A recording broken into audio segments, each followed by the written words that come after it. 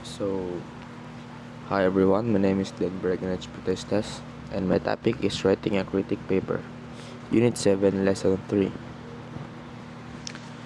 A critic is a formal analysis that people write in response to a body of work.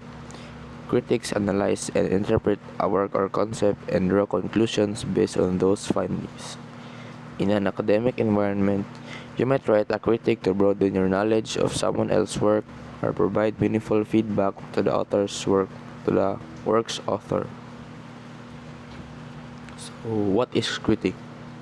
A critic is a response to a body of work, be it a performance, concept, argument, scholarly article, poem, or book. If you're a critic, you can present your opinion of the work or provide an alternative opinion. Critics typically include the following: description of the work, including its purpose, the creator, and the intention. Analysis of the work structure, function, or content.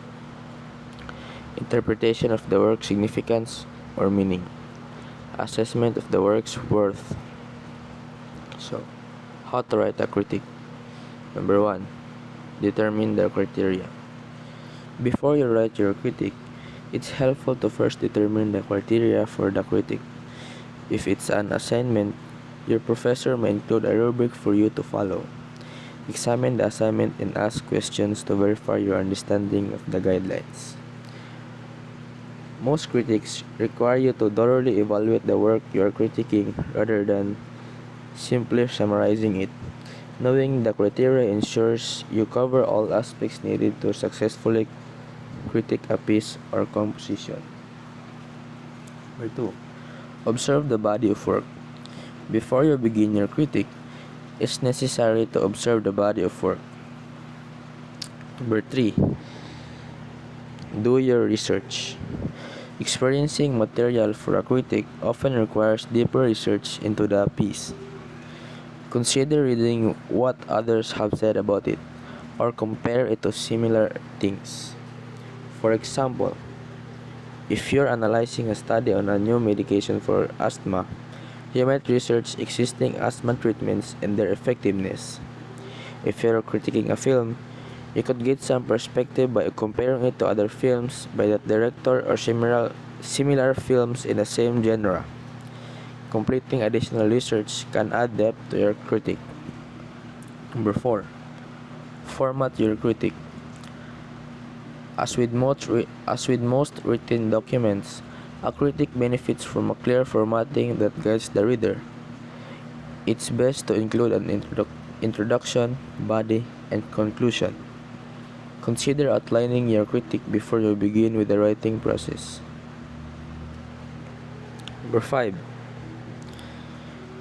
Write an introductory paragraph. The first part of the critique is the introductory paragraph or introduction.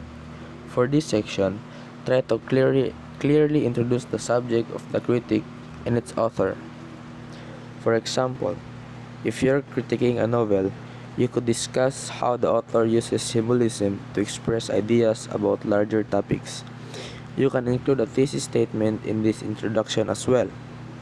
This statement describes in concise words what you observe and exactly how you plan to discuss the body of work. This can help readers understand the direction of your critique. Number 6. Write body paragraphs. In a critique, the body is at the core of your discussion. There are many things you might include in your body paragraphs. Here are a few ideas of what to address. Form critical evaluations. As this the bulk of your critique, your critical evaluations describe why you came to a certain conclusion. Organize your ideas. Consider consistently organizing your critical evaluations, like strengths and weaknesses, by themes or by the different elements used throughout the body of work. Cover more than just the basics.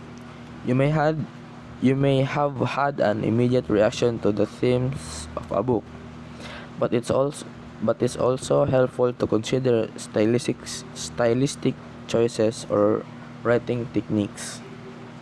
Number 7. Write a conclusion. The main function of the conclusion is to restate your overall assessment of the work. In this section, you might explain how valuable you think this body of work is, or discuss what contributions it makes to society. Ensure your conclusion makes your critique clear by describing your perspective or opinion.